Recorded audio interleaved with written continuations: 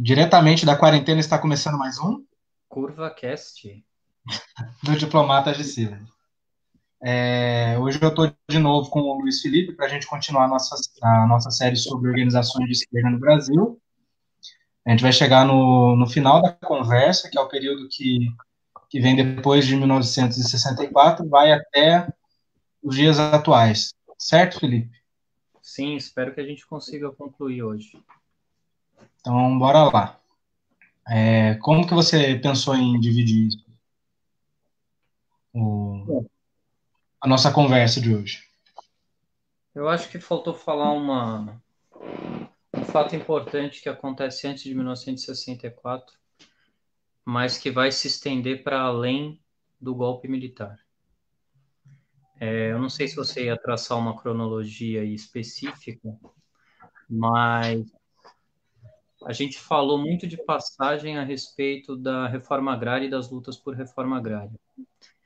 E a questão Sim. agrária, na verdade, está na gênese do movimento de 64, da assim dita Revolução de 1964, golpe militar.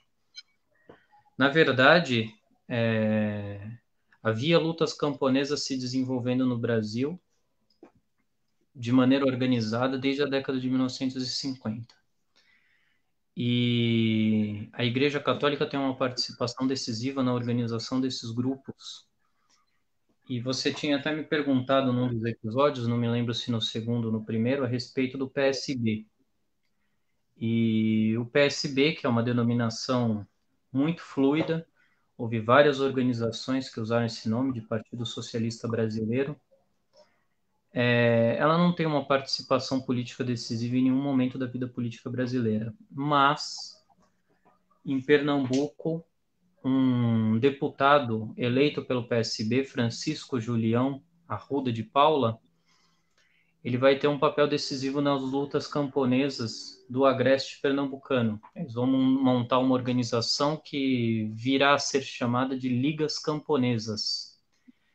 E essas ligas camponesas conseguem uma vitória histórica, uma vitória jurídica, mas que é fruto também resultado da mobilização das famílias que viviam num engenho, num antigo engenho de açúcar, em Vitória de Santo Antão, e eles conseguem, fazendo uma aliança com deputados do PSB, especialmente com o deputado Francisco Julião, ter reconhecido seu direito à posse da terra depois dela ter sido ocupada por tantos anos. E o João Goulart, ele é também, de certa maneira, afetado pela luta pela terra no campo. E ele promove algumas desapropriações de terra em regiões lindeiras para construção de rodovias, de autopistas, e isso acaba desencadeando um processo de reação da burguesia que é muito desproporcional, porque imagine só, um grupo de camponeses que reunia não mais do que 140 famílias, consegue a desapropriação de um engenho já improdutivo há muitos anos, e os militares querem usar isso como pretexto para depor o presidente e instaurar um regime militar. Luiz, existia desapropriação por função social na época? Foi a primeira que aconteceu, você sabe dizer? Foi a primeira. Na verdade, o Francisco Julião, ele não era comunista, não era socialista, muito longe disso. Ele era um católico que advogava e começou a advogar em defesa de camponeses pobres. E ele invocou justamente o texto constitucional para dizer que havia ali a necessidade do cumprimento de um critério para que fosse respeitado o direito de propriedade, que era a garantia do bem-estar. Não era a função social da terra, isso vai entrar na Constituição posterior, mas era o bem-estar social. Então ele invoca esse argumento, ele redige um projeto de lei que não passa na Câmara, mas um seu sucessor, Carlos Luiz de Andrade, também do PSB, reapresenta o projeto, o governador Cid Sampaio desapropria essas terras e começa aí um projeto de reforma agrária muito tímido, mas que já provoca a ira não só dos fazendeiros do Pernambuco, mas de todo o país. Ou serve de pretexto, né? Certo. E, bom, depois do golpe de 64, a gente tem uma grande divergência dentro do campo da esquerda sobre os rumos que iria tomar, né? A gente entra agora numa discussão sobre uma resistência armada ou não, né? Isso aí, inclusive, vai praticamente liquidar o PCB, né? A gente vai ter inúmeras rachaduras dentro do PCB depois do golpe de 64, que vai formar grupos importantes. Acho que os mais importantes para a época foram aquilo que depois, né, juntando quem entendia que tinha que ter uma luta armada, a Ação Libertadora Nacional, a ALN, que era comandada por Carlos Marighella e por outros também, né? A gente tem também o pessoal do PCdoB, que vai se engajar na luta armada no campo e vai ser dizimado pela ditadura militar, boa parte dos quadros deles, quadros que inclusive foram para o PT mais tarde, com o José Genuíno, né? A gente vai ter também uma ala que vai se descolar do PCB e vai ter um posicionamento ainda mais reformista e se entranhar no MDB, que era o partido de oposição consentida pela ditadura militar. Você pode dar um panorama para a gente? Tem uma coisa que eu acho importante. Aliás, duas coisas. O Partido Comunista está liquidado em 1964. Antes do golpe, na preparação do 6º Congresso do Partido Comunista Brasileiro, eles adotam uma série de resoluções seguindo a linha do Khrushchev, que, na verdade, alteram totalmente a estrutura programática do partido. Eles agora já não mais defendem o socialismo, eles defendem a adoção de medidas nacionalistas. E o partido perde totalmente a conexão sindical que ele tinha também. Vai perdendo gradualmente. E há rachas também nos sindicatos. O PCB perde muito da sua influência, ele não resiste ao golpe militar. No 7º Congresso, ele faz um balanço das suas ações ou da sua omissão em relação à investida dos militares contra João Goulart. E nesse balanço, eles acham que a posição que eles assumem é esquerdista demais, por incrível que pareça. Depois deles terem chegado, Tem que explicar para o pessoal que vai ouvir depois que é esquerdismo no sentido leninista, né? Que esquerdismo era um xingamento dentro dos partidos comunistas. Era aqueles que tinham posições radicais demais e que acabavam tomando uma linha de ação que não era eficaz para o movimento, né? Você vê que o Brizola ele organiza uma resistência armada no Rio Grande do Sul e nesse 7º Congresso o PCB diz que isso é uma tendência esquerdista, que foi, na verdade, o que ajudou a garantir a posse do João Goulart e a manutenção dele no governo por um período de tempo, né? Então, o PCB ele abdica completamente daquilo que poderia ser um elo de conexão entre ele e as aspirações populares. Ele vai se dissolvendo com o tempo, né? Ele vai se dissolvendo como os partidos comunistas, que eram mais dependentes da linha política centralizada do Partido Comunista da União Soviética Internacional Comunista, que é dissolvida, né, vão todos eles se dissolvendo. Então, o que acontece no Brasil acontece em vários outros lugares. Uma segunda coisa importante, há uma onda de golpes militares. O Brasil é só mais um deles, né? É uma política generalizada do imperialismo da golpes militares na América Latina.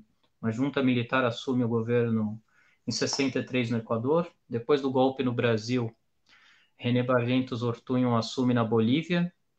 Em 66 tem o golpe na Argentina, mais um, né? Porque a Argentina viveu uma série de golpes, porque a Argentina não conseguia lidar com a democracia. Quando abriam eleições, os peronistas ganhavam. Então, o Onganía deu um golpe também em 66. Então, foi uma série de golpes. O Brasil foi só mais um deles. E a gente tem que entender também que o movimento internacional já não era mais tão unificado assim, né? A gente tinha na, na Europa surgindo um novo conjunto de ideias, né? Que mais tarde ficou conhecido como corrente pós-moderna, que eu acho que um dos maiores expoentes é o Jean-Paul Sartre e o Michel Foucault, na época, né? Expoentes, assim, o Michel Foucault pela importância filosófica e sociológica, que ele criou alguns conceitos que até então não eram muito considerados, que é o da micropolítica. Só que era uma linha política no qual você ignorava a superestrutura e olhava para a infraestrutura.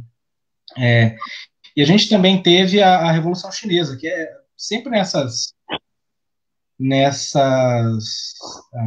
que fala, essas avaliações do que estava acontecendo com esse na época, a gente esquece de falar da Revolução Chinesa, que, querendo ou não, teve um papel importante para um certo capitulacionismo por parte dos partidos comunistas, que aí veio o maoísmo, primeiro como uma tática de como se fazer a revolução, e depois como uma tática de condução política que acabava buscando acordos táticos com a burguesia, que ganhou muito impulso com a entrada da China comunista,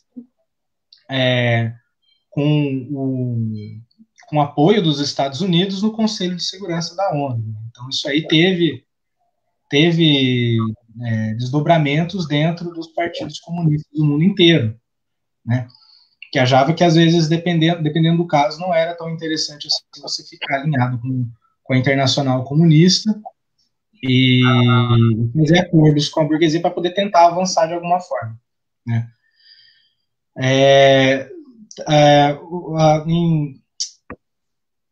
O pensamento do Michel Foucault, do Lacan, dessa galera aí, eles também tiveram um impulso importante para a Revolução de 1968 na França, que foi um levante capitaneado pelos estudantes. E aí a gente vê esse movimento inspirando ou dando impulso para a União Nacional dos Estudantes durante a ditadura militar, no enfrentamento durante a ditadura militar. Esse movimento ele vai ser desmantelado com o Congresso de Biúna, né, que foi um desastre. Fizeram um congresso clandestino numa cidade pequena, colocaram todo mundo dentro de um fazendão e ficou muito fácil para a polícia desmantelar o Congresso. Aí a Uni entra num processo de erosão e fica muito difícil o movimento estudantil daí para frente, né? Então a gente tem essas correntes se degladiando entre si e uma tendência à conciliação de classes, né? Ou a proposta de conciliação de classes dentro do que sobrou da esquerda na ditadura militar. E para não falar também da influência do MDB, né? E como uma oposição consentida, por mais que houvesse quadros que era da esquerda mais radical, acabava tendo que jogar o jogo. E aí, quando você joga o jogo, isso implica em muitas mudanças de atitude, né? Ô, Davi, Hum. tudo isso parece muito complexo, muito difícil de entender, mas na verdade eu acredito que não é. A questão da pós-modernidade, dos novos paradigmas de compreensão da política, dos novos conceitos que, bom, você citou o Foucault, que o Foucault, o Agamben e outros tantos empregam, mas na verdade não. Tudo isso tem como base fundamental a decepção de uma parte significativa da esquerda com o socialismo real. Quer dizer, o que se chamava de socialismo real, com a burocratização dos estados do bloco soviético. e as reações são as mais variadas. Tanto o foquismo, na sua versão maoísta, na sua versão guevarista, porque, bom, não vou entrar no mérito do que une essas duas concepções, quanto a ideia de que acabou-se a perspectiva da construção de uma sociedade radicalmente diferente que se estabeleça sobre as bases da industrialização moderna, o pós-modernismo, etc., são os dois lados antagônicos da mesma decepção. Então, há uma polêmica aí sobre se se foi a passeata dos 100 mil no Rio de Janeiro que inspirou o maio de 68 na França ou o inverso. Muitos autores, o Jacques Sauvage, por exemplo, ele participou ativamente do maio de 68 em Nanterre, e ele diz que lá se discutia a passeata dos 100 mil no Brasil, né? Então, existe, na verdade, uma confluência de tudo isso. Nos Estados Unidos, o movimento hippie, o movimento de contestação contra a guerra do Vietnã, que ia além do movimento hippie, mas que, em certo sentido, era contaminado pelo movimento hippie, que, apesar da sua aparência progressista, era um movimento muito reacionário, era um movimento da classe média, mas ele era um movimento contra a guerra, e isso atraía setores da esquerda, movimento contra a guerra do Vietnã e contra o imperialismo. Então isso acaba tendo uma influência difusa sobre os acontecimentos de maio de 68, o que, sem sombra de dúvida, resvala no Brasil, porque independentemente de ter acontecido aqui antes ou depois, o início da mobilização com a morte no restaurante Calabouço, no Rio de Janeiro, o fato é que a passeata dos 100 mil já está sob a influência do movimento de maio de 68. E acontece na Argentina também uma movimentação do movimento estudantil de lá, o Cordobaço, depois o Rosariaço, em resposta à ditadura militar do Onganía também. Na verdade, todos esses movimentos estão dizendo o seguinte, uma outra coisa, além da descrença no socialismo, que a classe operária não é mais o principal agente detonador das revoluções sociais. Eles estão depositando aí as esperanças no movimento estudantil. Certo.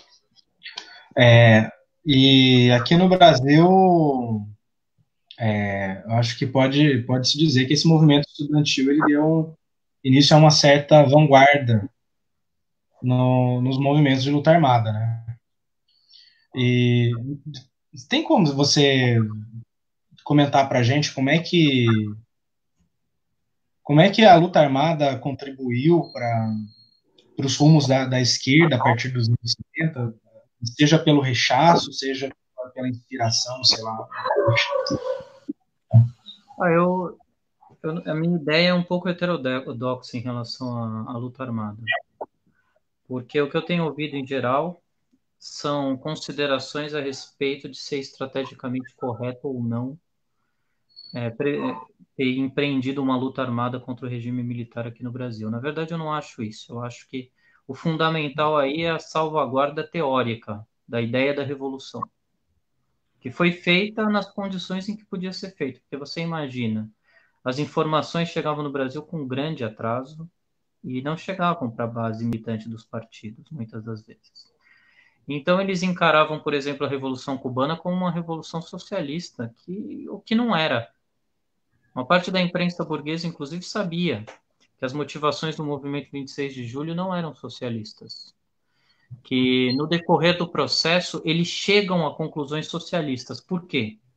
Porque Fidel Castro e o seu grupo, os Cienfuegos, percebem que eles não conseguiriam ter soberania nacional, estabelecer uma rede de comércios com outros países, a não ser se alinhando ao bloco soviético, porque os Estados Unidos não admitiriam de jeito nenhum. Na verdade, os Estados Unidos já tinham empreendido um bloqueio econômico ao Fulgêncio Batista, que foi derrubado pela Revolução em 59. Ou seja, eles não aceitavam nem o Fulgêncio Batista. Que dirá o Manuel Urrutia Leó, que foi o primeiro presidente da Revolução, que era um liberal, não era socialista nem nada, Sim. e muito menos o Fidel Castro. Não iam aceitar de jeito nenhum. Fidel Castro, logo após a Revolução, ele foi para Washington tentar negociar com o establishment político americano para poder apaziguar as relações e tentar restabelecer o comércio. E ele foi até bem assim para conversar, digamos assim, mas voltou de mãos abanando. E então, assim, houve uma tentativa de fazer uma república que não fosse socialista em Cuba no primeiro momento. Depois eles se alinharam à União Soviética e construíram o Estado da forma como a gente conhece hoje em dia. Né? Só mais duas coisinhas, Davi. Uma é, Hum. Cuba tem um papel fundamental aí para entender as divisões, algumas das divisões que surgem aqui no Brasil.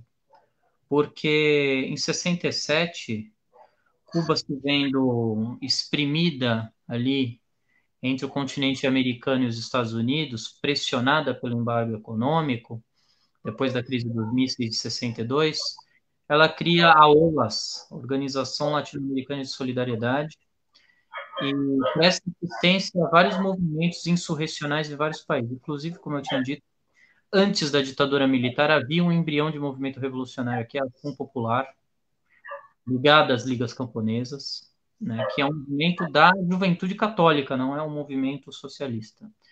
Na verdade, É importante falar do papel desses agrupamentos católicos que, inclusive, vão lutar contra a ditadura e que vão conformar uma certa base para a fundação do PT mais tarde. sim. O padre Alípio, ele é um português que rompe com a igreja e ele é inspirado por um filósofo chamado Emmanuel Mounier. É um filósofo muito conhecido. Deixa eu fazer uma pequena digressão aqui, meio que da vida, da minha vida política, né? O... Até porque eu não sei exatamente se todos têm esses referenciais. Eu fui muito influenciado pelo Althusser, sou muito influenciado pelas ideias do Althusser, pelas discussões dele no interior do Partido Comunista Francês. E o Althusser, ele entende o papel do cristianismo como um agente revolucionário como um fator determinante. E eu tenho, embora eu seja ateu, eu tenho várias relações com gente de dentro da igreja, boas relações com gente de dentro da igreja. E eu sei que esse pensamento do Mounier, ele é dentro da igreja, assim como o do Pierre Teilhard Chardin e outros teóricos, uma resposta teológica ao marxismo, que não a teoria da libertação, porque a teoria da libertação já é, em certo sentido, uma capitulação ao marxismo, né? Uma capitulação no interior da igreja. E esses não, são movimentos que têm uma inspiração de igualdade social, etc., mas, no caso do Munier, ele é um personalista, né? Ele não adota a ideia da luta de classes nem nada. Fiz essa digressão só para vocês entenderem mais ou menos o papel que o cristianismo, o catolicismo e também algumas igrejas protestantes, mas aqui no Brasil fundamentalmente o catolicismo, na América Latina, com o Exército de Libertação Nacional na Colômbia, etc., a Teologia da Libertação, eles estão envolvidos nas lutas por reformas de base aqui. Certo. Então a gente vai avançar um pouquinho mais para a década de 70, né? Na década de 70 a gente tem alguns marcos importantes. Primeiro é o fim logo no início, o fim da luta armada na cidade, que todos os aparelhos da VPR, da LN, de outros grupos, MR8, outros grupos de resistência armada são destruídos pela ditadura militar. Quando tem o início da guerrilha do Araguaia, né? Acho que a guerrilha do Araguaia vai até 73, se não me engano.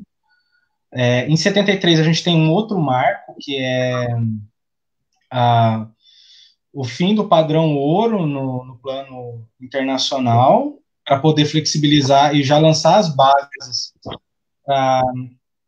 de forma definitiva para uma nova divisão de trabalho, muito mais flexível e sem acumulação de estoque, né?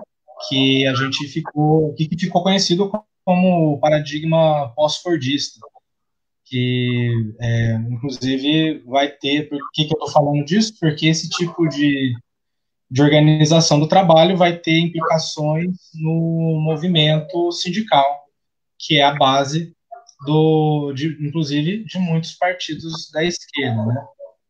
se não todos, porque acho que de uma certa forma todos os partidos da esquerda têm que ter algum tipo de relação com o sindicato, né? Então, com o avanço do pós-Fordismo, também no plano ideológico, eu, pelo menos, acredito que seja no plano ideológico e no plano econômico financeiro, a gente vai ter o avanço do neoliberalismo, que vai gerar uma ofensiva no campo das ideias em prol do individualismo e da desarticulação da identidade de classe, né? Que é uma tentativa deliberada de fazer com que os trabalhadores não mais se enxerguem como sujeitos do trabalho, mas como sujeitos empreendedores, que muitas vezes estão na condição de assalariado de maneira transitória, né? E tudo isso vai ter profundas implicações no pensamento, inclusive, da esquerda, né? E depois que a ditadura ela consegue neutralizar a luta armada, ela se volta para os burocratas do que sobrou do Partido Comunista e de outros agrupamentos, né? E aí a gente tem a morte do jornalista Vladimir Herzog, que conforma um marco, uma mudança de forma de enfrentamento com a ditadura, e começa também os primeiros sinais da crise econômica no Brasil. Você poderia fazer uma análise de como que estava a conjuntura da esquerda naquele momento, Luiz? Deixa eu voltar um pouquinho só para explicar o desfecho. Quando a ditadura se começa a se consolidar, a primeira reação é dos militares. Então, as primeiras reações armadas violentas são dos militares.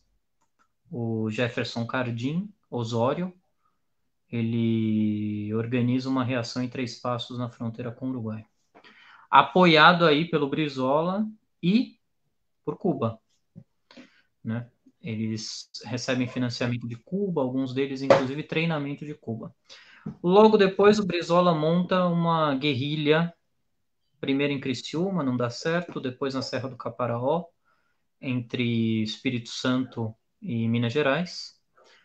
E essa guerrilha, ela cria os quadros, embora ela seja desmantelada com muita facilidade, ela cria os quadros da VPR, da POLOP, né, Organização Marxista Política Operária, né, da Colina, Comando de Libertação Nacional, que depois vão inspirar todas as outras organizações.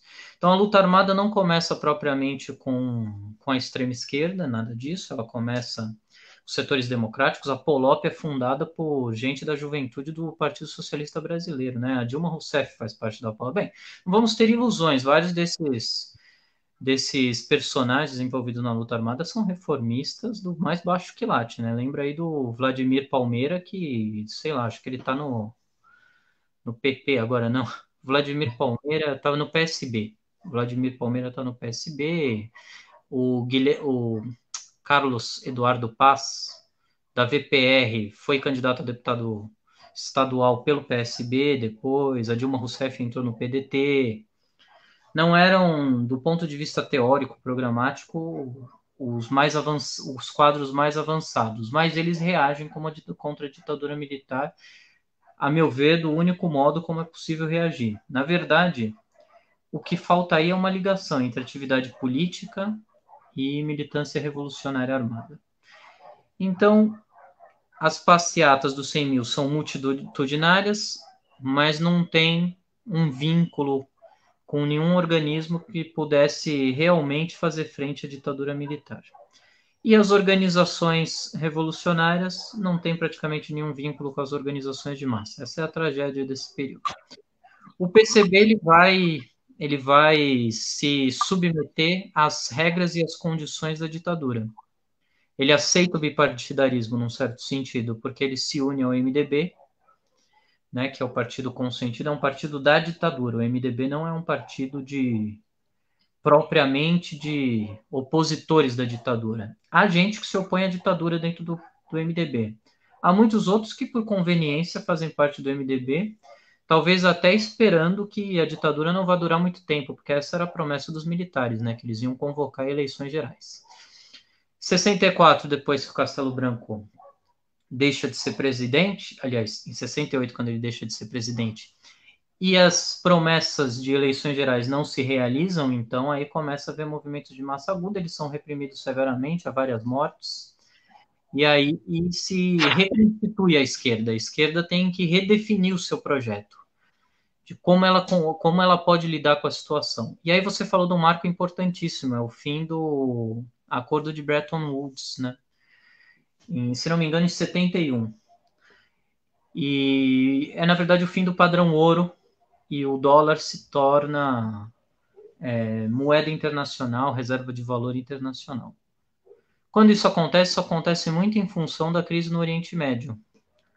A crise do petróleo, a nacionalização do Canal de Suez, que era até então um privado.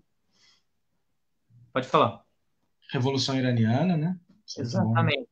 Na Foi o verdade, detonador. todos, embora eles sejam muitas vezes associados ao extremismo religioso, muito pelo contrário. Eles eram uma resposta nacionalista à exploração das sete irmãs, né, das empresas petrolíferas, que dominavam os poços de petróleo, que é a principal commodity desses países, desde muito tempo, e que exercia uma pressão política enorme sobre esses países. Então, a OPEP, a Organização dos Países Exportadores de Petróleo, decide taxar substancialmente a exportação do petróleo, isso aumenta o preço do petróleo em todos os lugares, provoca uma inflação mundial e gera uma crise política e insatisfação em todo o continente. Diga-se de passagem, para combater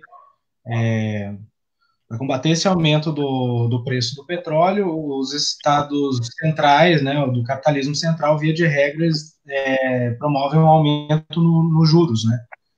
Ou seja, aumentar os juros num contexto de nacionalização, de desenvolvimento forçado por parte da periferia via Estado, significa passar a conta para a periferia. Isso explica porque a política dos militares foi tão explosiva no campo econômico, por mais que eles tentassem driblar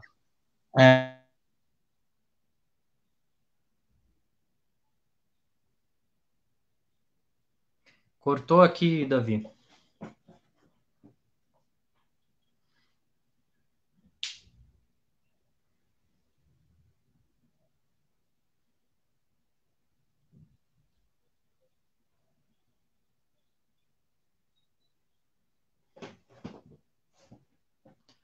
Esperar ele restabelecer a conexão, senão depois, ainda que eu continuasse a desenvolver o assunto, ele vai ficar sem informações a respeito do que eu falei.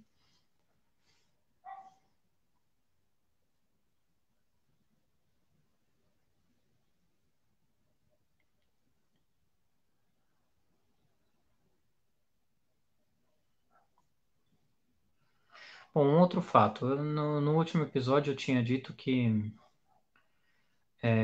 o anarquismo como ideia tem uma importância fundamental nesse período de 1968, durante a ditadura militar no Brasil. Ele não tem uma influência direta, né? As organizações anarquistas que atuam no país, depois do golpe de 64, elas se desvirtuam completamente, elas desistem da luta política, quase todas elas, e abraçam a luta cultural. Mas 1968 é influenciado por ideias anarquistas de dentro e de fora. Um dos principais dirigentes do Maio de 68, Daniel Cohn-Bendit, ele é um anarquista da Federação Anarquista. Davi, eu estou dizendo, já que você saiu, eu estou retomando um pouco para fazer um comentário adicional sobre 68. Como eu tinha dito que falaria sobre os anarquistas e a influência do anarquismo durante a ditadura militar, eu estou dizendo. Os anarquistas, como organismo político, não tiveram influência. Eles, em 64, os jornais que eram editados no Rio de Janeiro, em Porto Alegre, protesto, simplesmente eles mudam seu caráter. No Rio de Janeiro começa a ser lançado Dilba. Eles começam, na verdade, a servir como uma propaganda cultural de agitação, para evitar, inclusive, o encarceramento dos militantes anarquistas. Mas o anarquismo exerce uma influência indireta a partir do maio de 68. Na verdade, ele joga uma parcela muito grande da juventude, desperta o interesse dessa juventude em participar das atividades políticas daquele momento. E isso, inclusive, influencia a adesão de muita gente à passeata dos 100 mil aqui em São Paulo, no Rio de Janeiro.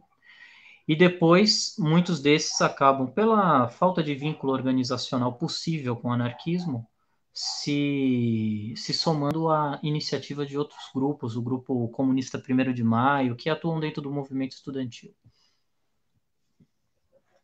Certo. E tu lembra onde foi que cortou a minha fala? Foi logo no começo. Foi logo no começo. Eu não lembro nem o que eu estava falando. Bom, você estava falando sobre economia, sobre o impacto econômico da crise. Sim, Do petróleo. Que a crise do petróleo ela foi combatida pelo capitalismo central a partir de aumento dos juros, principalmente dos juros da dívida. Isso tinha a ver também com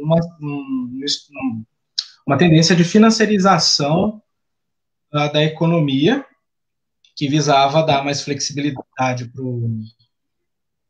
para a nova indústria nascente, né, a indústria pós-fordista, e quebrar os sindicatos. Isso aí era um objetivo declarado, inclusive, dos think tanks americanos da época. Era uma forma de, inclusive, fazer uma contraofensiva com os movimentos por direitos civis nos Estados Unidos e toda a movimentação progressista que teve ao longo da década de 60, que meio que assustou a elite americana na época, né? Aqui no Brasil, eu acho que a esquerda ela passou por um processo de reorganização, né? Porque acho que as estruturas que existiam até então, todas elas foram, de certa forma, desmanteladas, né? E aí a gente chega no final da década de 79 com uma mudança substancial no sindicalismo, né? Que aí surge a figura do Lula, que já não é mais um sindicalismo nem de vertente anarco-sindicalista, nem de vertente revolucionária, mas aquilo que ficou conhecido como novo sindicalismo, que é o sindicalismo de resultado. Aí, a partir dessa movimentação, tem a greve do ABC. Você quer falar alguma coisa sobre a greve do ABC, o contexto da época e tudo mais, ou você quer... Na década de 70, o que acontece é o seguinte, é uma inversão. O PCB é considerado por todos, o PCB que tinha sido o principal partido de esquerda durante muito tempo, um partido liquidado, e na década de 70, a ideia do stalinismo ainda pesa sobre os partidos de esquerda. E então há uma profusão de organizações que procuram encontrar novas nomenclaturas. Isso daí não é um fenômeno só brasileiro, não, é um fenômeno mundial. No Brasil acontece de maneira mais confusa porque as informações aqui demoravam a chegar. Então, maoístas, trotskistas, há uma profusão de nomenclaturas novas que, na verdade, carregam muito pouco conteúdo novo, né, no seu discurso.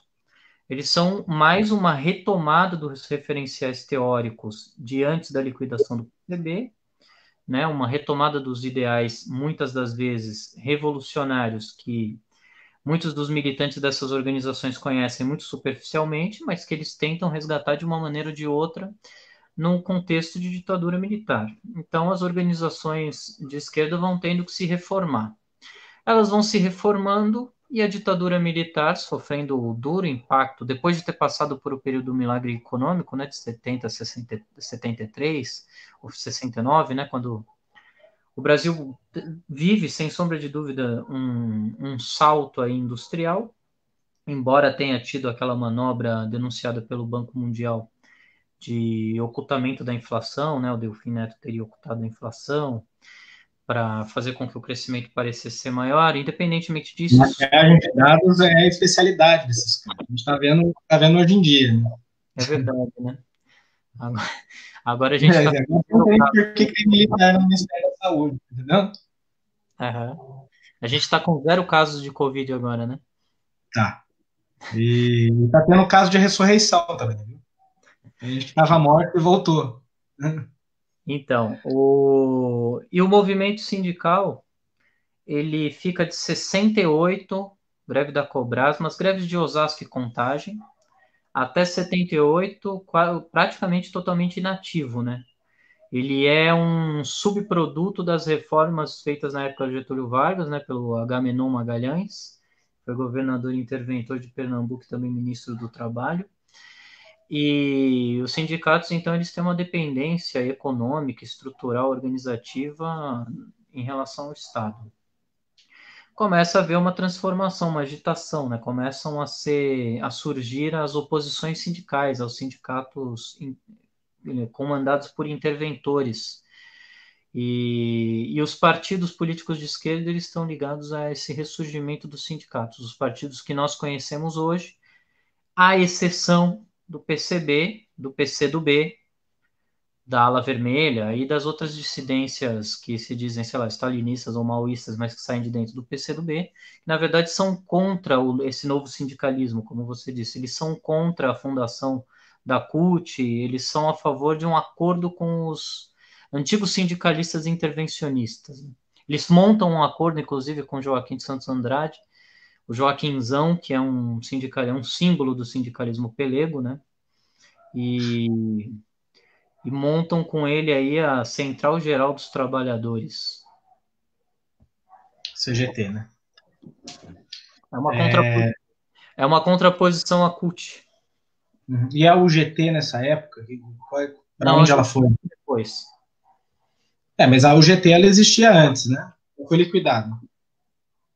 Olha, eu não sei. Essa UGT que a gente conhece aí é um desdobramento da força sindical, né? A força sindical se dividiu por motivos burocráticos, que não tem nada a ver com ideologia nem nada. E o Ricardo Pattar fundou a UGT, né? Uhum. Então a gente chega nos anos 80 com um quadro de crise aguda não só no Brasil, mas em toda a periferia latino-americana, né? Crise da dívida, e inclusive isso aí conforma uma certa união no plano internacional para poder contrapor os Estados Unidos, né? Que o movimento terceiro-mundista ganha mais força. Eu acho que o nacional-desenvolvimentismo ele muda o foco da discussão nessa época, inclusive dentro do governo, para uma demanda por inserção em bloco para contrapor os países que nessa época estavam como verdadeiros agiotas dos países do bloco que era conformado como terceiro mundo. Esse bloco do terceiro mundo ele era basicamente uma galera que não fechava completamente com os Estados Unidos, mas também não se alinhavam com a União Soviética. Eles tentavam implementar uma política de barganha para pendular entre os dois e tirar algum tipo de proveito, né? A partir dos anos 80, a gente começa a discutir a abertura política, né? Rediscutir a abertura política. E o bipartidarismo ele é revogado, né? Volta o multipartidarismo e tem com isso a volta de algumas forças que compunham o quadro da República Liberal, voltando à cena política e conformando os próprios grupos, inclusive causando cismas internos gigantes, né? Como por exemplo o PTB do Getúlio Vargas, ele se racha em dois. Ele se racha entre a sobrinha do Getúlio Vargas, se me falha o nome dela agora, e o bloco brisolista, que perde na justiça o direito de chamar o partido do PTB, e forma o PDT. O PDT é esse que mais tarde vai ser cooptado pelo Ciro Gomes e virar outra coisa, né?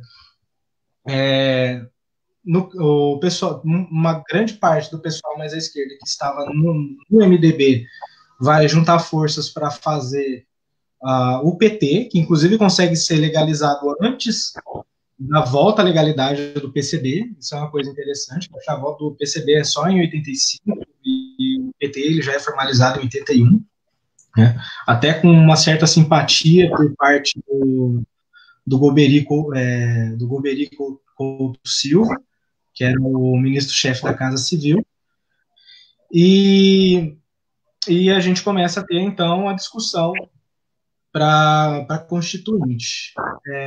Dá uma pincelada aí para a gente como que eram as forças ideológicas, como que se compunha o campo de esquerda nessa época.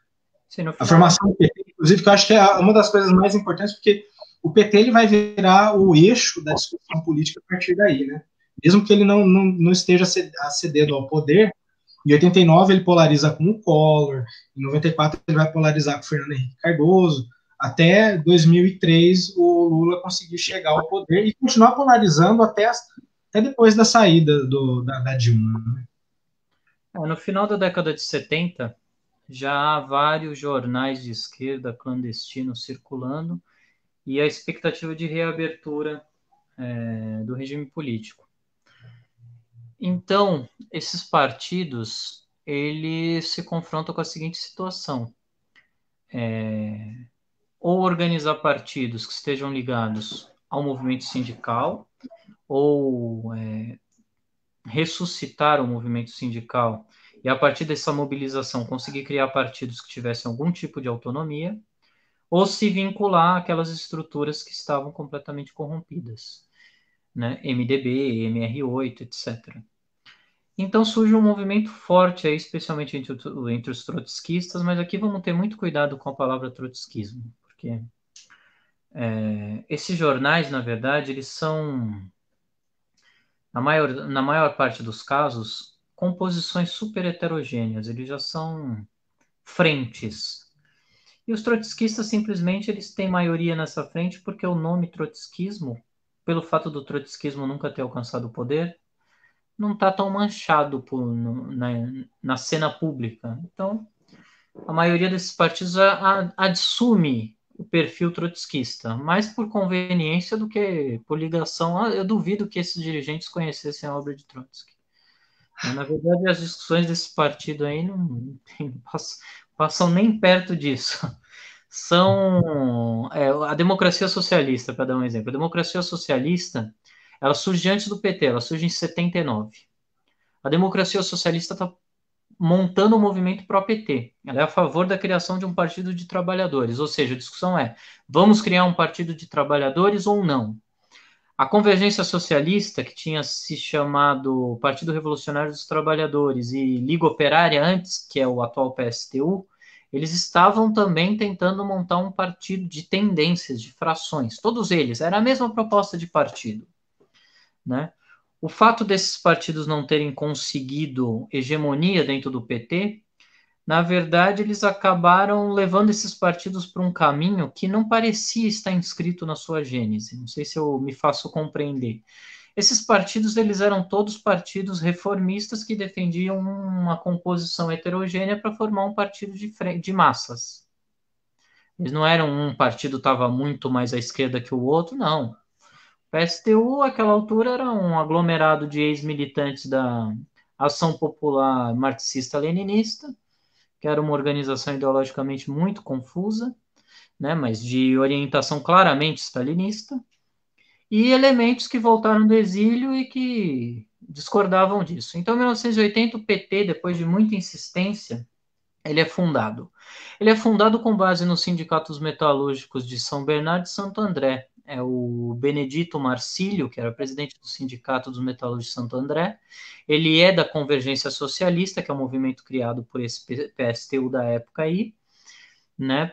E que estava aí engajado na formação de um partido. E outros sindicatos menores. O sindicato liderado pelo Jacob Ittar, né, dos petroleiros de Campinas e Paulínia e região. Então, esses sindicatos eles estão dispostos a romper com o MDB. O Lula recebe várias propostas para montar um partido com aquela fração, digamos assim, verdadeiramente democrática do PMDB, que é liderada pelo Fernando Henrique à época. E o Lula não reconhece no Fernando Henrique nem um verdadeiro democrata à época, nem muito menos alguém que tivesse qualquer compromisso com os trabalhadores. Então ele rejeita a formação desse partido, que tinha até nome, né, Partido Popular Democrático e Socialista, e aí se engaja na formação do PT. Então são várias frações que atuam dentro do movimento sindical, que estão trabalhando para consolidar o PT, para que o PT possa enfrentar o MDB e ser uma força autônoma da esquerda. Certo. Em 85, então, a gente tem a redemocratização, mas apesar das expectativas, a gente tem também o movimento, acho que em 79 começa o movimento de anistia, né? E que vai Sim. ter desdobramentos perto da redemocratização, em 85. E a gente tem o primeiro presidente civil, o José Sarney, eleito por voto indireto. Na verdade, quem foi eleito foi o Tancredo Neves, mas ele morreu. E começa a tarefa dele, enquanto presidente, organizar a Assembleia Constituinte, né? E na Assembleia Constituinte a gente vai ver pela primeira vez toda essa gama de partidos novos atuarem, a forma de atuação deles e de articulação no parlamento, né? E a utilização também do aparato burocrático dos sindicatos, da Uni, da recém-surgida Uni e tudo mais, para poder levar pauta para a Constituinte e tudo mais. A Constituição ela não foi nem pactuada, para falar a verdade. Ela manteve muito da estrutura da ditadura militar, só deu algumas garantias para evitar com tanta facilidade o fechamento do regime, e também mudou um pouco a orientação, vamos dizer assim, programática do Estado, né? Que aí eles começam a colocar coisas como justiça social e tal, que é uma forma também de domesticar um pouco a pauta da esquerda e colocar eles para dentro do debate institucional, né? Em contraposição com esse pensamento mais radical, né? A partir de 1988, então, a gente tem a promulgação da Constituição e a União Soviética entra em crise. E, né, se ela já não estava tendo uma influência muito grande dentro do dentro dos países periféricos como ela tinha antes, a partir do momento que ela entra em crise com a perestroika, a glasnost, que são desdobramentos catastróficos, inclusive de várias crises de corrida armamentista e também de Chernobyl, né? A partir do momento em que ela começa a se desmantelar, a esquerda começa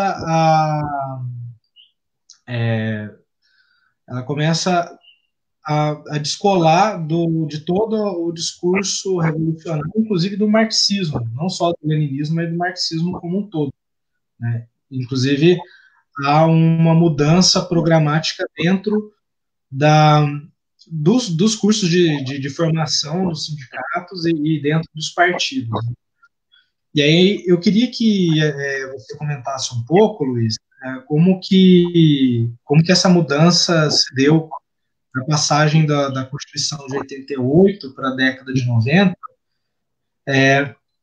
se isso reflete um certo refluxo organizativo dentro das organizações de esquerda, né? Ou se isso aí fazia parte de um processo de organização mesmo dessas estruturas.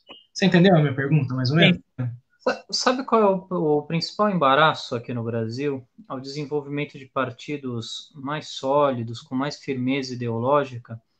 É o fato de que a transição da ditadura para a democracia foi totalmente controlada pelos partidos da ditadura, totalmente. Então a campanha das diretas já é organizada, mas ela é em grande medida uma fachada para uma ação parlamentar que não tinha nenhuma chance de prosperar. A emenda Dante de Oliveira é votada por um congresso de deputados da ditadura, né? E não passa. Então, aquela campanha que a gente vê normalmente aí retratada nas imagens como uma campanha super vitoriosa, na verdade ela foi muito vitoriosa em conseguir reunir um enorme contingente de manifestantes e de apoiadores da causa da democracia, do fim da ditadura, mas Direta já. e como ela não consegue, a solução é uma eleição pelo colégio eleitoral, ou seja, os mesmos deputados da ditadura vão escolher quem vai ser o presidente. E, lamentavelmente, uma parte da esquerda decide, o Brizola, inclusive, decidem apoiar o candidato que seria o candidato mais democrático dentro do colégio eleitoral. Quer dizer, contra o Paulo Maluf, que era a encarnação de todos os valores da ditadura, eles apoiam aí o Tancredo Neves. Só que tem um grupo da ditadura, um dos grupos mais direitistas, né, que é a Frente Liberal, que vai dar origem ao Partido da Frente Liberal, PFL, do Antônio Carlos Magalhães, Marco Maciel, E do etc. Paulo Maluf também, né? E do Paulo Maluf também, né? E esse O PFL, PFL que vai conformar a base do que hoje é o DEM. sim. O PFL é o herdeiro mais reacionário do PDS, que foi a mudança de nome do Arena. Então, o DEM que a gente vê hoje é um herdeiro direto do Arena. Mas você vê que É, curioso, né? Que curioso. Não, na verdade, são dois herdeiros diretos, né? O PDS, depois PP, Partido Progressista, depois Partido Progressista Brasileiro, e o PFL. Os dois partidos da ditadura mais orgânicos. Então, eles fazem uma transição e olha só, quando o PFL, a Frente Liberal, decide não apoiar Maluf, eles fazem o Sarney vice do Tancredo. Aí, coincidentemente ou não estou lançando dúvidas sobre isso, Tancredo morre, quem assume é o candidato da ditadura de novo, é Sarney. Ou seja, eles controlam todo o processo, do início ao fim. E aí os partidos enfraquecidos, eles não conseguem montar um quadro coeso, com um propósito que tenha sido discutido amplamente na sociedade para a Constituinte. E a Constituinte permite, por exemplo, que o Fernando Henrique tenha escrito esse artigo aí, 142, 142, 140. 42, da intervenção. O Que pessoal não, fala da intervenção constitucional. isso. Esse é o legado do Fernando Henrique aí, ele que redigiu, ele foi um dos dois redatores desse artigo, entrasse na E olha, Constituição.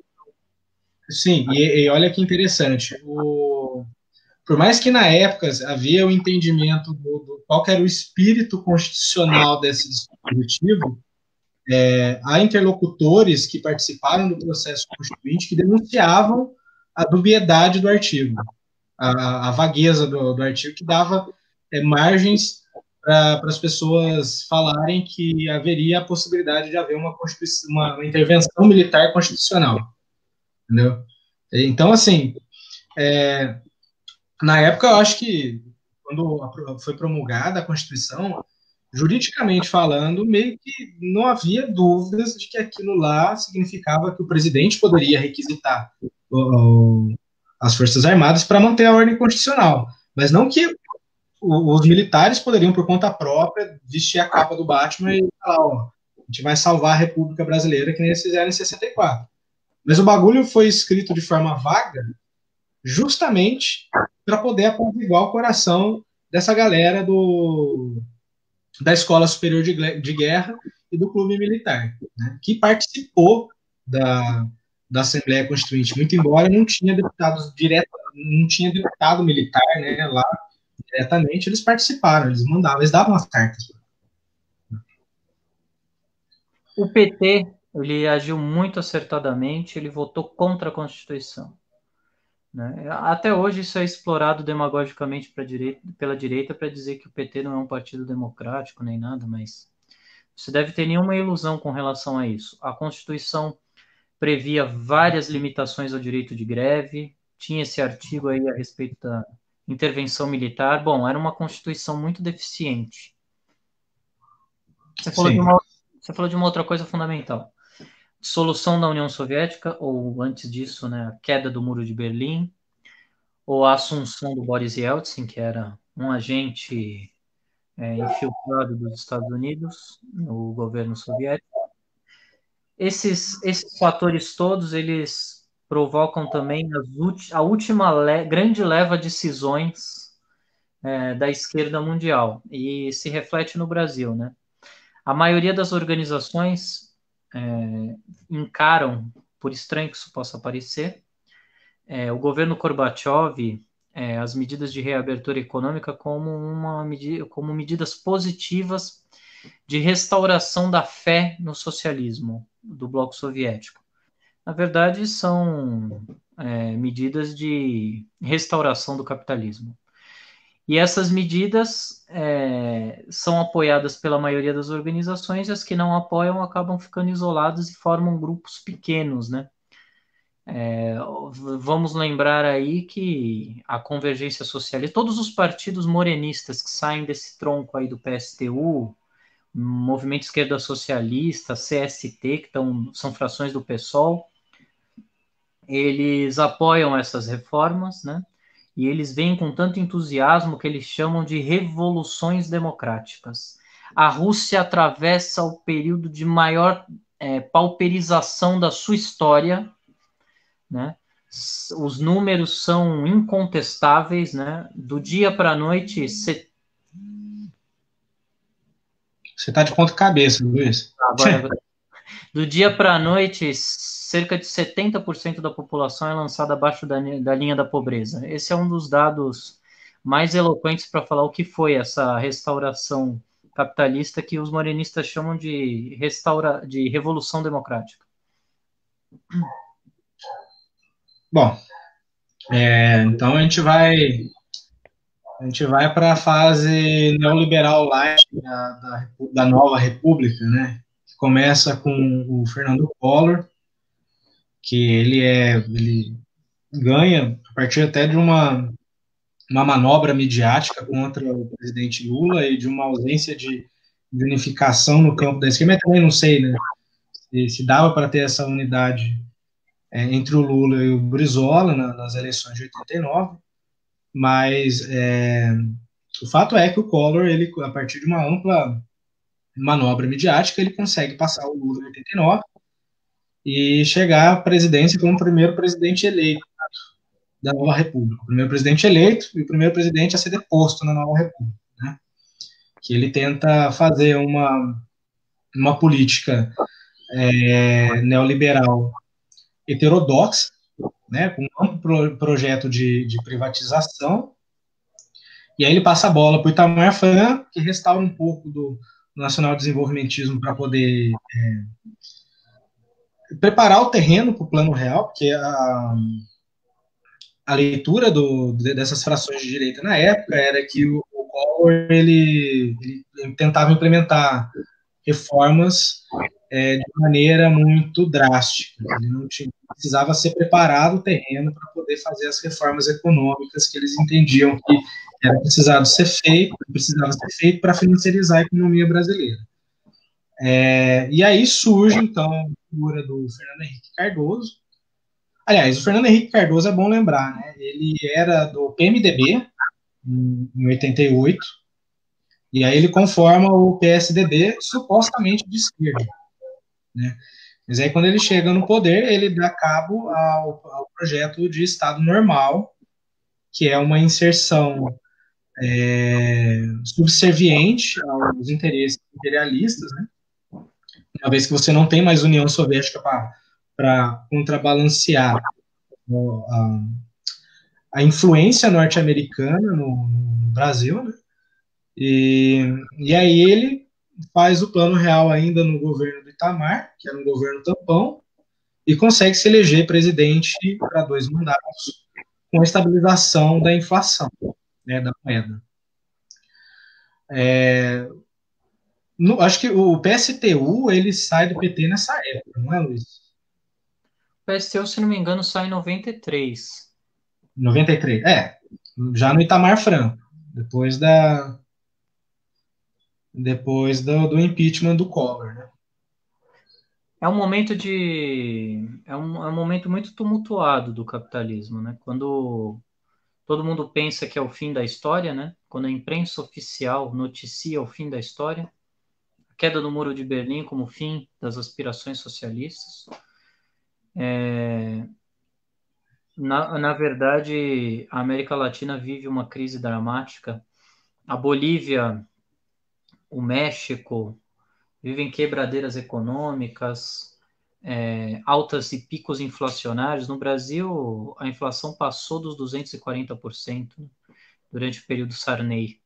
Sarney era um presidente odiado por todos, né? E na década de 90, quando se tenta sanear as contas, impedir que esses picos inflacionários voltem a ocorrer, a estratégia é reduzir dramaticamente o salário dos trabalhadores. Então, há uma perda do poder de compra dos trabalhadores no governo Fernando Henrique Na época de implementação do Plano Real, na transição Itamar-Fernando Henrique, de cerca de 30% dos trabalhadores, né? Se a O gente plano for... real ele passava pela diminuição do salário justamente para desestimular o consumo, porque sem consumo você não tem inflação, mas sem consumo você também não tem crescimento econômico. Tanto é que a época do Fernando Henrique foi uma época marcada por PIBs próximo de zero até negativo. Né? E a quebradeira do setor agrícola, né? Porque a paridade com o dólar destruiu o setor agrícola, que não tinha como competir internacionalmente com os produtos de outros países. Então, isso tudo abre caminho para a perda de autonomia industrial e, inclusive, agrícola do Brasil em relação aos países mais desenvolvidos, né? O Brasil é entregue a esses países, vive um breve período de prosperidade, e no último ano, no mandato do Fernando Henrique, nós já temos aí, se não me engano, uma recessão das mais agudas, né, desses últimos anos, né, agora só foi superada depois da crise bancária do Lehman Brothers, né, mas antes disso, não. O Brasil ele sofre os impactos tanto da crise da Rússia de 1997 e da Coreia do Sul e do México de 1999. O câmbio estoura, a gente tem a maior alta do dólar, a alta real, né, do dólar. O dólar ele chega na época a valer R$ 4, rompe a paridade para valer R$ 4, que hoje em dia seria algo em torno de 8, 9. Né? E aí, com isso, o Fernando Henrique também, com o crescimento da miséria e tudo mais, o Fernando Henrique perde sustentação e abre caminho para o PT chegar no poder. Só que o que eu acho interessante é o seguinte: esse tripé macroeconômico que o Fernando Henrique lança com o Plano Real, ele é responsável por um processo de desindustrialização aqui no Brasil. Ele jogava para o setor de serviços e para o setor bancário a conta para manter, de alguma forma, a balança comercial quando possível, porque também não era a prioridade. A prioridade era manter a estabilização do valor da moeda internamente. Então, não foi só o setor agrícola que sofreu. Tanto é que os setores industriais, a própria Fiesp, ou parte da Fiesp, ejetou o Fernando Henrique e passou a cogitar apoiar o Lula, mesmo que de forma silente, né? Não fazer campanha, mas também não agir contra a candidatura do Lula, que na época já era um grande avanço para o PT. Né? E o PT ele chega no poder, muito embora ele implemente medidas de justiça social, né, para diminuir a miséria, a pobreza, aumentar o acesso ao consumo e tudo mais, o tripé macroeconômico continua. E todo esse processo de desindustrialização da época do governo Fernando Henrique se aprofunda a partir de 2008, do segundo mandato 2007, do segundo mandato do Lula. Isso explica por que a Fiesp queria tanto o sangue da Dilma no primeiro mandato, já no primeiro mandato. Né? Que eles começam a articular processos judiciais como mensalão, etc. e tal, a financiar grupos supostamente apartidários de direito, porque o Brasil ele começa a apostar todas as fichas, ele recupera o setor agrícola, né, agroexportador, ancorado no crescimento da China, que começa a depender muito por commodities, e isso aprofunda a desindustrialização. E, aprofundando a desindustrialização, a gente acaba desmantelando mais ainda o sindicalismo ligado a esse tipo de atividade, que era um dos sindicalismos mais fortes do Brasil. Né? E, somado a isso, também o fato de que a CUT ela começa a ter uma atuação bem mais burocrática, né? Quando o Lula chega ao poder. Ela começa a se distanciar da base na sua linha política. E você tem algum comentário sobre esse período aí? Ou não sei se eu passei rápido demais. Então, a partir da segunda metade da década de 90, a China desempenha um papel importantíssimo para estabilizar o regime capitalista. Ela lança aí um contingente enorme de trabalhadores semi-escravizados no mercado de trabalho e reduz o valor da mão de obra internacionalmente. Por outro lado, aumenta enormemente a demanda e favorece países exportadores de produtos primários como o Brasil. Então, já em 2003, quando o Lula assume, o Brasil já está num cenário relativamente favorável. E o Brasil começa a prosperar economicamente, começa a incluir muita gente aí no mercado de consumo, né? Muita gente que antes tinha um consumo reduzido a bens essenciais começa a consumir bens eletrônicos que começam também a ser produzidos em maior quantidade porque há um desenvolvimento tecnológico no mesmo período. Então, a combinação desses dois fatores permite uma estabilização do regime por algum tempo e Lula é aceito no poder, apesar de sejamos reticentes com isso, né? Ele é aceito mais ou menos. As tentativas golpistas contra o governo do Lula começam no primeiro mandato dele, né? E se estendem até o final do segundo mandato da Dilma Rousseff. A direita não quer Lula no poder. O Lula é um símbolo que a direita não gosta, é um símbolo inconveniente. O sucesso do Lula é um símbolo muito inconveniente. Uhum. Isso é verdade. Se a população vendo ele como o responsável pelo crescimento econômico, faz dele um personagem político eleitoral difícil de ser batido pela direita. Ainda mais quando ele é deposto e assume em seu lugar gente que não consegue dar andamento a um projeto econômico Robô. robusto, próspero, ou o que quer que seja. Então, sendo assim, a direita fez uma série de movimentações para tirar o Lula do poder, embora o Lula, como ele mesmo sempre diz, e a esquerda, que se diz a esquerda do PT, gosta de repetir enfaticamente, né, que ele favoreceu os bancos como nunca antes na história, e etc, etc. Na verdade, ele favoreceu porque a conjuntura permitia, né? E você quer falar de uma coisa? Você vai entender a minha pausa, a minha inflexão nesse momento. Você tinha falado que um dos fenômenos importantes sobre os quais a gente tinha que falar é o identitarismo, o pós-modernismo. É o próximo passo. É quando a gente entrar no governo Lula, a gente vai ter que falar sobre eles, né? Exatamente, esse é um momento oportuno, porque, veja, as lutas raciais, as lutas de gênero não são uma novidade. E aquele escrito do François Lyotard sobre a condição pós-moderna, que tem um grande impacto filosófico, também já não é uma novidade.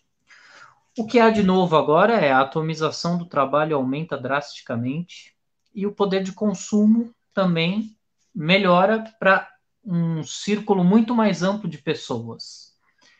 Uma parte considerável da esquerda mundial já estava embarcando nisso, na ideia de que o operariado já não é mais capaz de se organizar e de ser uma força política essencial. E os pós-modernos aproveitam a deixa, né, para tentar liquidar toda e qualquer ideia de atividade classista. Então, no governo Lula, a gente tem isso à enésima potência. É quando surge o PSOL. O PSOL é uma expressão muito bem acabada dessa ideia. Tem gente que, eu não sei por que razão exatamente, eu acho que é por desinformação, acha que o PSOL é um partido à esquerda do PT. O PSOL nunca foi um partido à esquerda do PT. O PSOL ele foi fundado pelo João Fontes, pela Heloísa Helena. João Fontes está no Cidadania, partido de direita que era aí ala auxiliar era o PPS, né? Ala auxiliar do PSDB. E o João Fontes é esse, né? A Heloísa Helena está na rede, né? A rede que é liderada pela Marina Silva, financiada. Quer dizer, o plano econômico da Marina Silva, quando ela concorreu à presidência da República, era escrito pelos formuladores do plano econômico do Fernando Henrique Cardoso, né?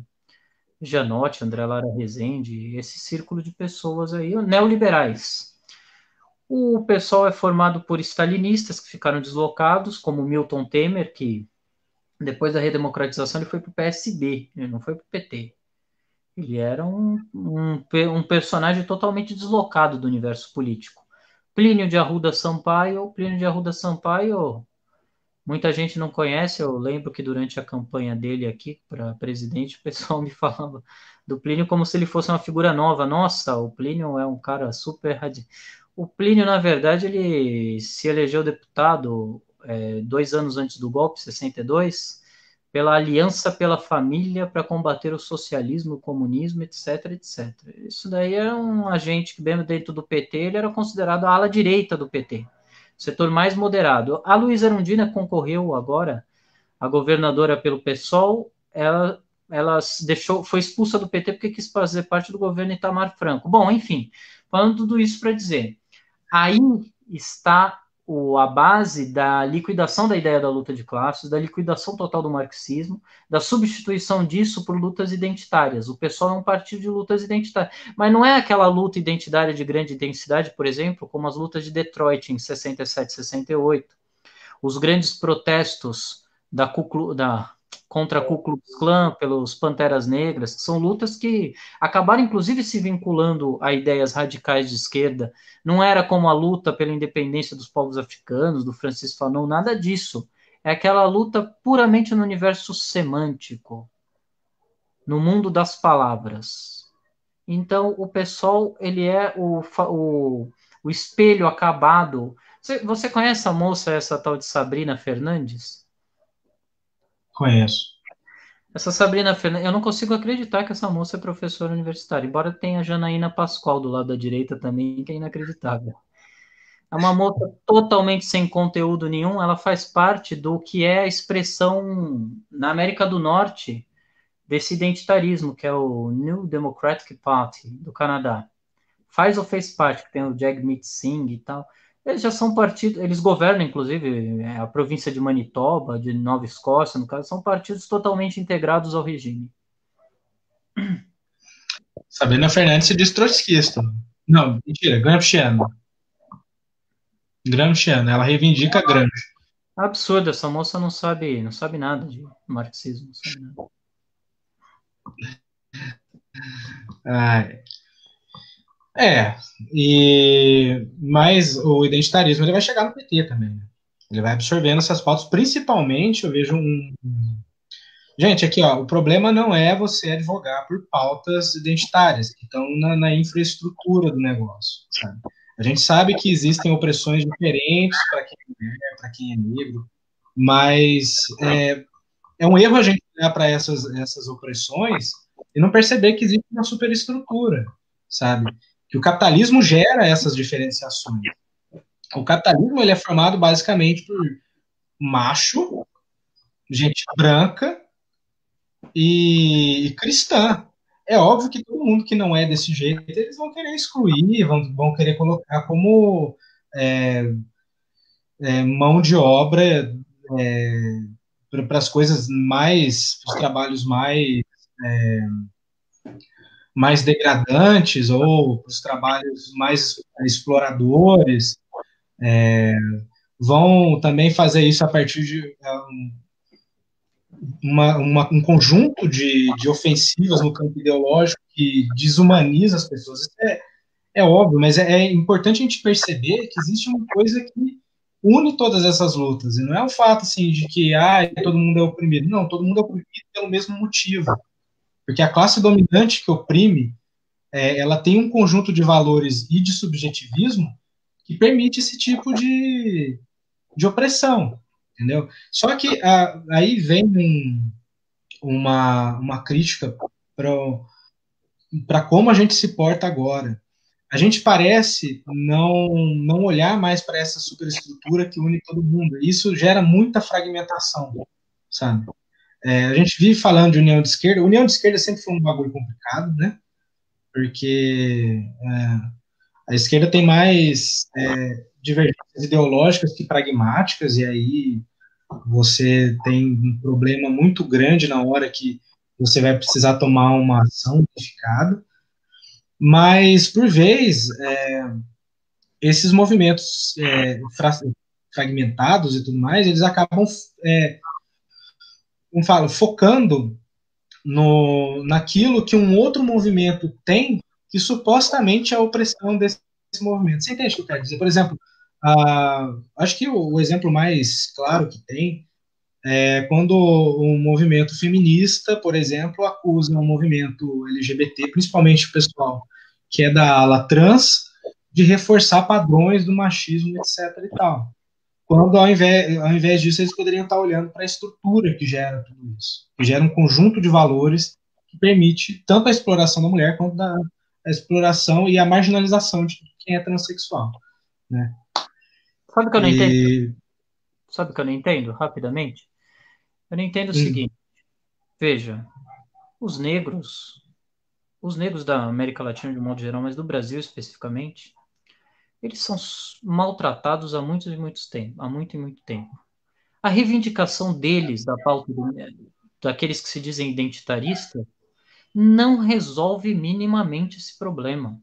É claro, nós somos a favor das cotas, somos a favor das cotas, inclusive do projeto do Paulo Paim, de cotas também para funcionários públicos, somos a favor das cotas. Mas isso não resolve nada. Os negros, eles não aumentaram a sua ambição e as suas demandas com a pauta identitária. Eles, pelo contrário, eles refluíram. A pauta do movimento negro agora é a libertação dessa verdadeira escravidão sobre a população negra. Os homossexuais, eles estão reivindicando leis que nunca são cumpridas. Os leis são discriminados, maltratados, espancados na noite paulista, na noite das principais capitais. E os homossexuais estão depositando confiança em quem? Na polícia. Nessa mesma polícia. exato. Inclusive, sempre que pode abrir de travesti aí, fazendo ponto, muitas das vezes porque é expulso de casa, não tem família que aceite, essas coisas. Há um rebaixamento da luta desses setores. O identitarismo significa um rebaixamento, a individualização, a personificação. Você ter acesso a uma universidade individualmente não significa nada em relação à população negra, significa alguma coisa, mas não significa para a maioria dos negros. É isso que se deve reivindicar. Por isso que há um debate a ser travado a respeito disso. Concordo, Luiz. Bom, já está com 1h20 de live. Você tem alguma coisa para falar sobre as organizações da esquerda a partir do governo Lula? Como que a gente chega na conjuntura agora? Falar Qual duas que é o coisas. quadro? A Acho que gente, pode falar. não, a gente nunca vai conseguir dar conta de tudo, vai faltar muita coisa. Eu sempre fico pensando, nossa, mas eu não vou deixar isso de fora, não vou falar. Bom, não dá. Mas tem duas coisas que são importantes. Primeiro, é absolutamente desolador você saber que há uma miríade de partidos, de siglas partidárias, você olhar para esse quadro partidário e não se encaixar em nenhum. Isso é a desolação completa. Eu, da minha parte, nossa, eu fiz um esforço monumental para entrar em algum partido e não ter que fundar o meu próprio. Porque eu não queria mais um partido. Eu não acho que isso é positivo. O problema é, uma das ideias centrais, talvez eu diria, a única ideia central, que é uma exigência minha para entrar no partido, é a defesa do projeto da sociedade sem classes. Uma defesa consequente desse projeto. Veja, Althusser escreveu em relação ao 22º Congresso do Partido Comunista Francês, Congresso liquidacionista. Quando eles abrem mão da palavra ditadura do proletário, ele diz, tudo bem, é um movimento tático que vocês fazem para não serem confundidos, porque a palavra ditadura é encarada pelos trabalhadores como a ditadura de Hitler ou de Mussolini. Ele diz, mas quando nós estivermos, mais uma vez, confrontando o fato de que os estados capitalistas usam de todos os meios para se apoderar das instituições e impedir que haja democracia para as bases. Quando a gente estiver discutindo o fato de que a gente precisa reorganizar a sociedade sobre bases radicalmente diferentes dessas para que os trabalhadores de fato tenham poder e controle sobre todas as atividades, nós vamos ter que discutir esse termo. Isso é essencial. A gente tem que perder o medo de defender a ditadura do proletariado, que é, na verdade, a nossa referência da Comuna de Paris, que é a referência da tomada do poder pelos trabalhadores. E isso é essencial, a gente não pode abrir mão disso. Se a gente abrir mão disso, o marxismo é um castelo de areia que ele rui completamente. Porque se os trabalhadores não querem assumir o poder pelos meios que são necessários para que ele assuma o poder, então ele está abdicando da luta pelo poder. Falou bonito, cara. Bom, eu vou então entrar também nos recados finais, né? A gente vai continuar a nossa série sobre liberalismo, o próximo estudo nosso é sobre liberalismo, e aí depois a gente vai andar na seara do socialismo utópico, da Revolução Francesa, o jacobinismo e tudo mais. A gente vai retomar a nossa série de episódios em ordem cronológica, abordando conceitos separadamente, né?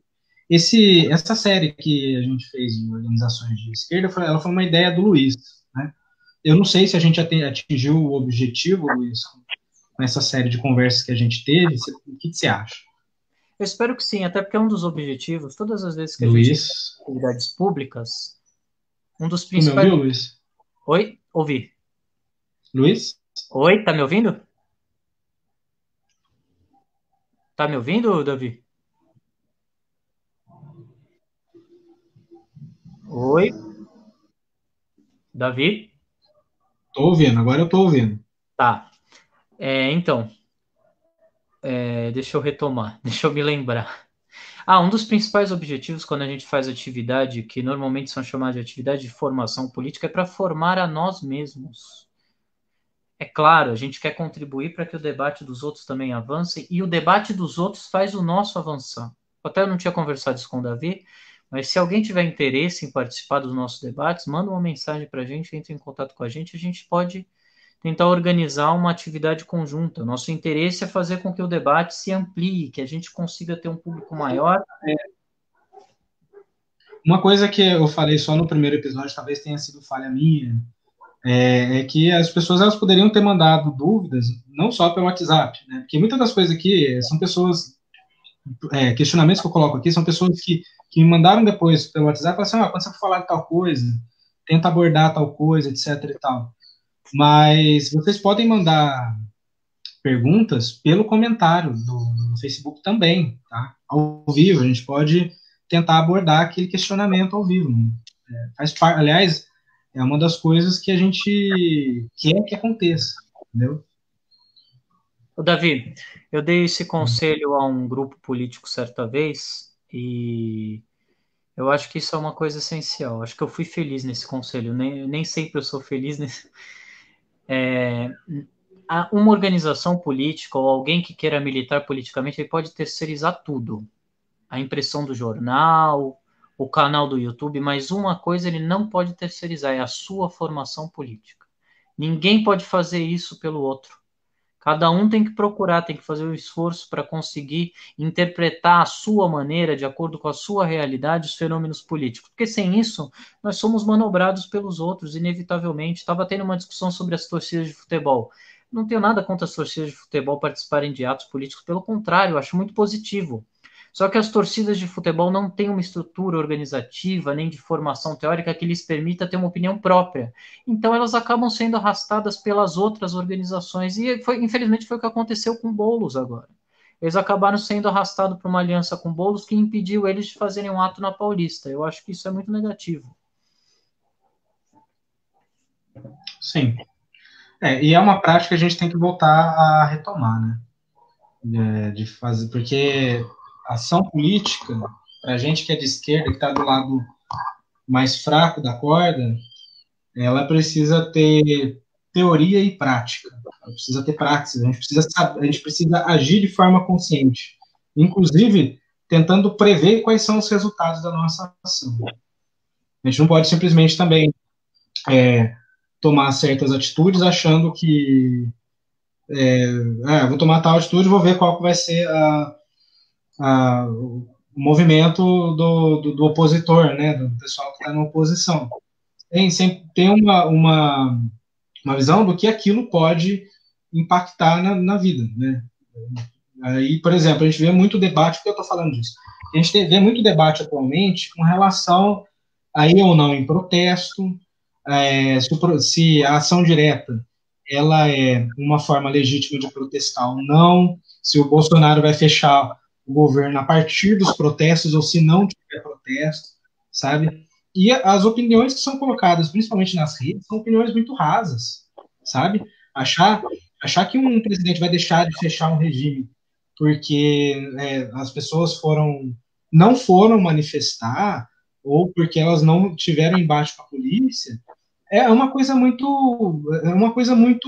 posso, é inocência, gente. Tipo, tem inúmeros exemplos na história da humanidade que mostra que quando alguém quer fechar um regime, ele faz, mesmo que ele precise inventar um pretexto para isso. Tá aí o Getúlio Vargas, que fechou o Congresso com um suposto plano Cohen, que depois a historiografia mostrou que tinha origem espúria. Tá aí a ditadura militar, que inventou também um monte de ameaça comunista que não existia na época, para poder fazer a, entre aspas, revolução deles. Então, assim, a gente não ganha nada não entrando no embate político com o governo federal, com a desculpa que se a gente entrar, o negócio vai ficar mais feio para o nosso lado. Pelo contrário, se a gente não for, não resistir ao que está acontecendo com a gente, a tendência é a gente passar o trator por cima da gente e a gente ir normalizando a barbárie, né? Bom, basicamente é isso que eu tenho a dizer. Mais alguma coisa, Luiz? Não, valeu. Então tá, gente. Obrigado pela presença de vocês e qualquer coisa pode entrar em contato comigo e com o Luiz, tá? Falou, tchau. Falou. Tchau.